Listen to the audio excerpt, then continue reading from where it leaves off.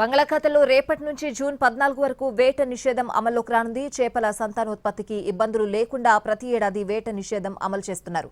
తూర్పు తీరంలో సముద్రంలో వేటపై ఆధారపడి వేలాది మత్స్యకార కుటుంబాలు జీవనం సాగిస్తున్నాయి. వేట నిషేధంతో మత్స్యకారులకు తీవ్ర ఇబ్బందులు కలగనున్నాయి.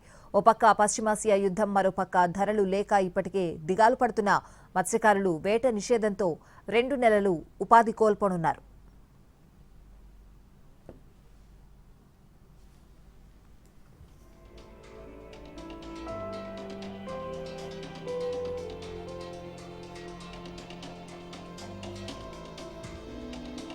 తూర్పు తీరంలో చేపల వేట నిషేధం విధించింది కేంద్ర ప్రభుత్వం. రేపటి నుంచి నిషేధం అమల్లోకి రానుంది. ఒకదాని మీద ఒకటి దెబ్బ మీద దెబ్బ కొట్టడంతో ఏపీలో మత్స్య పరిశ్రమ తీవ్రంగా నష్టపోయింది. నిషేధంతో మెజారిటీ బోట్లు ఇప్పటికే జెట్టీలకు పరిమితమయ్యాయి. మరికొన్ని రేపు అర్ధరాత్రి కల్లా ఒడ్డుకు చేరుకోనున్నాయి. 61 రోజుల పాటు వేట నిషేధం అమల్లో ఉండనుంది. కాకినాడ జిల్లాలో వేట నిషేధంతో 478 మెకనైజ్డ్ బోట్లు, 3904 మోటరైజ్డ్ బోట్లు, 386 సాంప్రదాయ బోట్లు తీరానికి పరిమితం కానున్నాయి. ఈ సమయంలో మత్స్యకార భరోసా కింద 20,000 ప్రభుత్వం అందించనుంది. ఎవరైనా వేట నిషేధం ఉల్లంఘిస్తే 5,000 జరిమానా, బోటు స్వాధీనం చేసుకుని వారి రిజిస్ట్రేషన్ రద్దు చేస్తామంటున్నారు అధికారులు.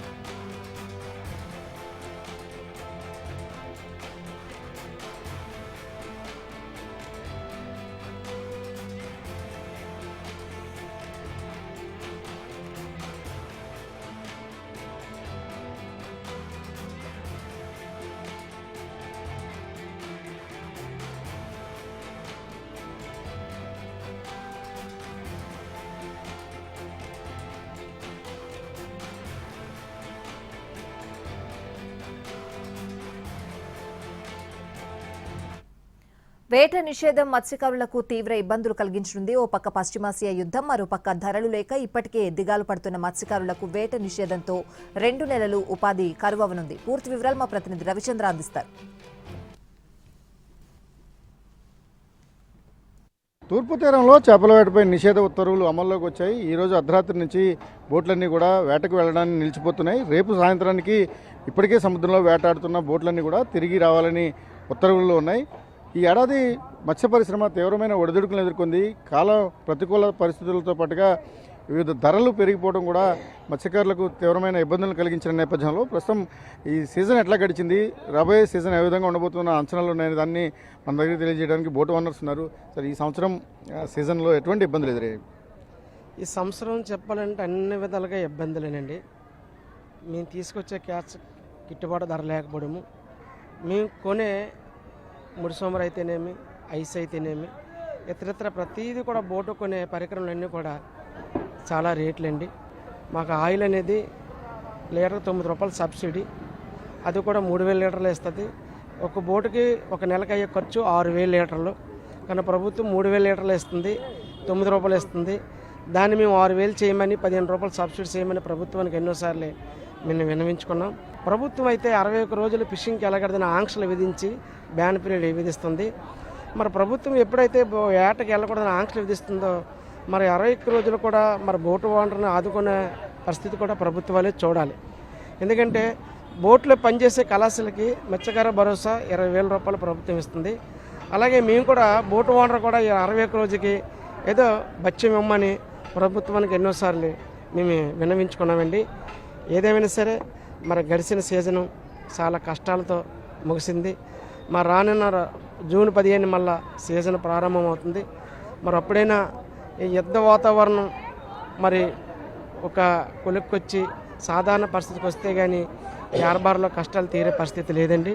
ప్రభుత్వం ఎందుకంటే వెళ్ళకూడదు అని మాకు ఆంక్షలు విధిస్తప్పుడు మా తాలూకా జీవనభృతి కూడా ప్రభుత్వం ఆలోచించాలి. ఒకవైపు గిట్టుబాటు ధర లేదు, రెండో వైపు క్యాచ్ కూడా తగ్గిపోయింది. కారణాలు ఏమేంటో అంటే ఇది స్వయం ఉపాధి పథకం కింద వచ్చినటువంటి పరిశ్రమ కావడం వల్ల ఈ క్యాష్ లాభం మిగిలిందా లేదు కాదు, ఇక్కడ రొటేషన్ ఎక్కువ, ప్రతిదీ కూడా వేల మీద లక్షల మీద ఉండడం వల్ల ఈ లాంగ్ లైన్ ఫిషింగ్ అని, టూనా ఫిషింగ్ అని బయట నుంచి వాళ్ళు వస్తున్నారు.